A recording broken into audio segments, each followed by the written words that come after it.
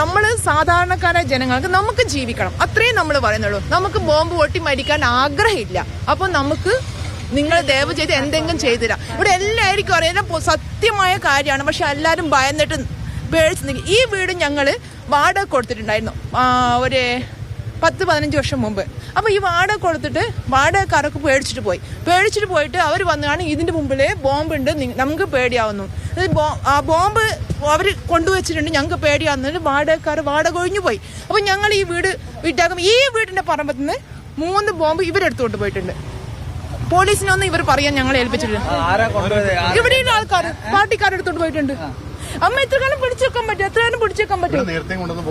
അത് 10-15 വർഷം മുമ്പേ ഞങ്ങളുടെ ഈ വീട് വാടക കൊടുത്തു പോയിട്ടുണ്ട്. അപ്പോഴേ ഇതുണ്ട്. ഇപ്പൊ ഒരാൾ മരിച്ചുകൊണ്ട് ഇത് വെളിയിൽ വന്നു. ഇല്ലേ ഇത് പിന്നെ ഇങ്ങനെ തന്നെ ഞങ്ങളിവിടെ ജനിച്ചപ്പോ തന്നെ ഇവിടെ 96 ഇവിടുത്തെ ആൾക്കാർ.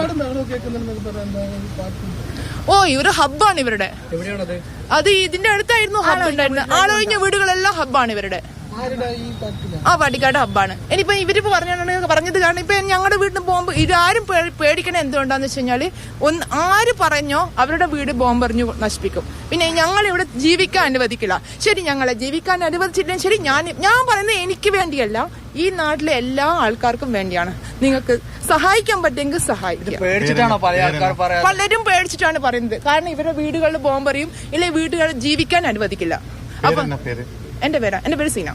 മുൻപ് അനുഭവം ഉണ്ടായിട്ടുണ്ട്. ഞങ്ങള് ഇപ്പോ ഇതിനു മുന്നിൽ നിന്നാണ് ഒരാളെ കാല് വെട്ടിയിട്ട് BJP കാരണങ്ങളാണ് ഇതിൽ വഴി പോകുമ്പോൾ കാലൊക്കെ വെട്ടിയിട്ടുണ്ടായിരുന്നു. അപ്പൊ ഞങ്ങൾക്ക് സാധാരണക്കാരാണ്, ഞങ്ങൾക്ക് ജീവിക്കണം. ഈ മരിച്ചതും സാധാരണക്കാരനാണ്. അപ്പൊ ഞങ്ങളെപ്പോഴും സാധാരണക്കാരുടെ ഒരു അവകാശമാണ് ഞങ്ങൾക്ക് ഭയമില്ലാതെ ജീവിക്കാൻ. ഞങ്ങളെ കുട്ടികൾ കളിക്കുമ്പോൾ ബോംബ് വീണിട്ട് മരിക്കാൻ ഞങ്ങൾക്ക് എന്താ പറയാ, നിങ്ങൾ എല്ലാവരും മനുഷ്യരല്ലേ. ബോംബ് വീണല്ലേ ഒരാളുടെ അവസ്ഥ എന്താണെന്ന് ആലോചിച്ച് നോക്കൂ. പറയണ്ടേ, എത്ര കാലം പറയാണ്ടിരിക്കും.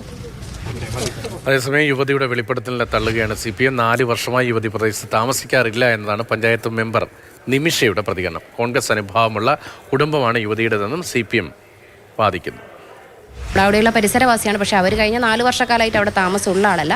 അവർ കല്യാണം കഴിഞ്ഞു പോയ ആളാണ്. അവർ ഏത് രീതിയിലാണ് ഈ ഒരു പ്രശ്നത്തിനെ ഈ രീതിയിൽ, അതായത് രാഷ്ട്രീയവൽക്കരിക്കുന്ന രീതിയിൽ, അല്ലെങ്കിൽ ആ പ്രദേശത്തുള്ള മൊത്തം ജനങ്ങളെയും ഭയചകിതരാക്കുന്ന രീതിയിലേക്ക് ഈ ഒരു വാർത്ത കൊണ്ടുപോകുന്നത് ആ പ്രദേശവാസികളെ കൂടി പേടിപ്പിക്കുന്ന രീതിയിലാണ്. കാരണം ആ മേഖല എന്ന് പറയുന്നത് രാഷ്ട്രീയപരമായി പറയുകയാണെങ്കിൽ കോൺഗ്രസ്, BJP ഈ പറയുന്ന ആളുകളടക്കം ക്യാമ്പ് ചെയ്യുന്നൊരു മേഖലയാണത്. ഒരു രാഷ്ട്രീയ പാർട്ടിനെ മാത്രം കേന്ദ്രീകരിച്ചുകൊണ്ട് പറയുന്നത് ആ പ്രദേശത്തുള്ള ജനങ്ങളെ പേടിപ്പിക്കുകയാണ്. കാരണം എങ്ങനെ ഇവിടെ താമസിക്കുമെന്ന് പറയുമ്പോൾ ഇതുവരെയും അവിടെ മറ്റ് പ്രശ്നങ്ങളൊന്നും നടക്കാത്ത, അല്ലെങ്കിൽ വളരെ നല്ല രീതിയിൽ, അല്ലെങ്കിൽ ജനങ്ങൾക്ക് ഒരു പ്രയാസമില്ലാത്ത രീതിയിൽ പോകുന്ന ഒരു സ്ഥലത്തിന് വല്ലാത്ത രീതിയിൽ ആ ഒരു മേഖലയെ രാഷ്ട്രീയവൽക്കരിച്ച് അല്ലെങ്കിൽ ജനങ്ങളെ പേടിപ്പെടുത്തുന്ന ഈ രീതി അത്ര ശരിയല്ല എന്നാണ് പറയേണ്ടത്. സ്ഫോടനത്തിൽ മരിച്ച വേലായുധന്റെ വീട്ടിൽ ഷാഫി പറമ്പിൽ MP നേരത്തെ എത്തിയിരുന്നു. മുഖം നോക്കാതെ നടപടിയെടുക്കാൻ പോലീസിന് അനുമതി നൽകണമെന്നും പോലീസും ആഭ്യന്തര മന്ത്രിയും സമ്പൂർണ്ണ പരാജയമാണെന്നും ഷാഫി പ്രതികരിച്ചു. ജനത ആഗ്രഹിക്കുന്നത് സമാധാനമാണ്.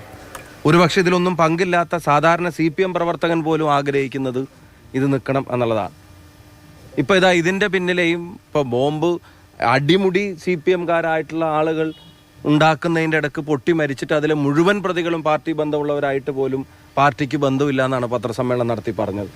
അപ്പോൾ ഇതിൻ്റെയും പൊളിറ്റിക്കൽ റെസ്പോൺസിബിലിറ്റി ഏറ്റെടുക്കാൻ അവർ രംഗത്ത് വരുമെന്നൊന്നും ഞങ്ങൾ പ്രതീക്ഷിക്കുന്നില്ല. കാരണം ഇത് അറിയാത്തൊരു സ്ഥലത്തുനിന്ന് കടന്ന് ഒരാൾ തുറന്നു നോക്കി പൊട്ടി മരിച്ചു. പക്ഷെ ഒരു കാര്യം, ഇതിൻ്റെ ഉത്തരവാദിത്തം ഏറ്റെടുക്കേണ്ട ഒരു വിഭാഗമുണ്ട്. അത് കേരളത്തിലെ പോലീസ് സംവിധാനമാണ്.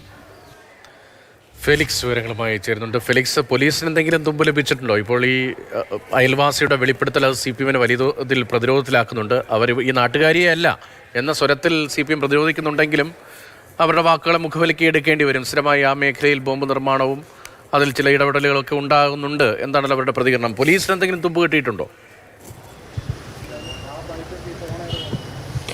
രതീഷ്, ഇത്തരം കേസുകളിൽ പോലീസിന് യഥാർത്ഥ പ്രതികളെ കണ്ടെത്താൻ കഴിയാറില്ല. കാരണം പ്രത്യേകിച്ചും പാർട്ടിയുടെ ശക്തി കേന്ദ്രങ്ങളിലാണ് ഇത്തരം ബോംബ് സ്ഫോടനങ്ങൾ നടക്കുക. രണ്ടാമത് ഇത് ആര് കൊണ്ടുവച്ചു എന്ന് കണ്ടെത്തുക വളരെ ബുദ്ധിമുട്ടുള്ള ഒന്നായി മാറുന്നുണ്ട്. അതുകൊണ്ട് നേരത്തെയും സമാനമായ രീതിയിൽ ബോംബ് പൊട്ടി നിരപരാധികളായ ആളുകൾ മരിക്കുകയോ പരിക്കേൽക്കുകയോ ചെയ്ത സംഭവത്തിൽ പോലും കൃത്യമായ പ്രതികളിലേക്ക് എത്താൻ പോലീസിന് കഴിഞ്ഞിട്ടില്ല. ഏറ്റവും പ്രധാനപ്പെട്ട കാര്യം ഈ വിഷയത്തിൽ ഈ യുവതി നടത്തിയ വെളിപ്പെടുത്തൽ, അതായത് ഈ ബോംബ് അവിടെ ബോംബ് നിർമ്മാണം നടക്കുന്നുണ്ട് എന്നും ബോംബ് സൂക്ഷിക്കാറുണ്ട് എന്നുമുള്ള യുവതിയുടെ വെളിപ്പെടുത്തൽ ഏതായാലും CPM പൂർണ്ണമായും തള്ളുകയാണ്. ഈ യുവതി 4 വർഷമായി ഇവിടെ താമസിക്കാറില്ല, പൂർണ്ണമായും ഇവിടെ താമസിക്കാറില്ല എന്നതാണ് CPM വ്യക്തമാക്കുന്നത്. മാത്രമല്ല ഇവരുടെ ഒരു കോൺഗ്രസ് അനുഭാവമുള്ള കുടുംബമാണ്, അതുകൊണ്ടാണ് ഇവർ ഇത്തരം ഒരു പ്രതികരണം നടത്തിയത്. മാത്രമല്ല CPM പറയുന്ന 1-2 പ്രധാനപ്പെട്ട കാര്യമുണ്ട്. ഈ പ്രദേശത്ത് നേരത്തെ കോൺഗ്രസ് പ്രവർത്തകൻ്റെ വീട്ടിൽ ഇത്തരത്തിൽ സ്ഫോടനം നടന്നിട്ടുണ്ട് എന്ന് CPM പറയുന്നു. ഒപ്പം 2 RSS പ്രവർത്തകർക്ക് പരിക്കേറ്റിരുന്നു ബോംബ് നിർമ്മാണത്തിലുണ്ടായ സ്ഫോടനത്തിൽ എന്നുമാണിപ്പോൾ CPM ഇത് സംബന്ധിച്ച് വിശദീകരണം നൽകുന്നത് ഈ യുവതിയുടെ പ്രതികരണത്തിന് തൊട്ടു പിന്നാലെ. ഏതായാലും പോലീസ് ഇക്കാര്യം അന്വേഷിക്കുന്നൊക്കെയുണ്ട്. പക്ഷേ പോലീസിനെ സംബന്ധിച്ചിടത്തോളം ഇതൊരു പതിവായി ഇത്തരം കേസുകൾക്ക് ഉണ്ടായൊരു സമയം ഉണ്ടായിരുന്നു. ആ സമയത്ത് പോലും ഈ യഥാർത്ഥ പ്രതികളെ കണ്ടെത്താനൊന്നും തന്നെ കഴിഞ്ഞിരുന്നില്ല. പ്രത്യേകിച്ചും ഇത് പാർട്ടികളുടെ ശക്തി കേന്ദ്രങ്ങൾ, അതിപ്പോൾ BJP ആണോ CPM ഓ കോൺഗ്രസോ ലീഗോ ആരായിക്കോട്ടെ, ഏത് പാർട്ടി ആയിക്കോട്ടെ, പക്ഷേ അവർ ശക്തി കേന്ദ്രങ്ങളിലാണ് ഇത് നടക്കുന്നത് എന്നതുകൊണ്ട് തന്നെ പ്രതികളിലേക്ക് എത്താൻ കഴിയാറില്ല. പക്ഷേ ഏറ്റവും പ്രധാനപ്പെട്ട കാര്യം പരിശോധന നടത്തുക, ബോംബ് നിർമ്മിക്കുന്ന കേന്ദ്രങ്ങൾ കേന്ദ്രീകരിച്ചുള്ള പരിശോധന നടത്തുക എന്നതാണ്. അങ്ങനെ നടത്തുന്നുണ്ടെന്ന് പോലീസ് പറയുമ്പോഴാണ് ഇത്തരത്തിലുള്ള സംഭവങ്ങൾ വീണ്ടും വീണ്ടും ആവർത്തിക്കുന്നത്.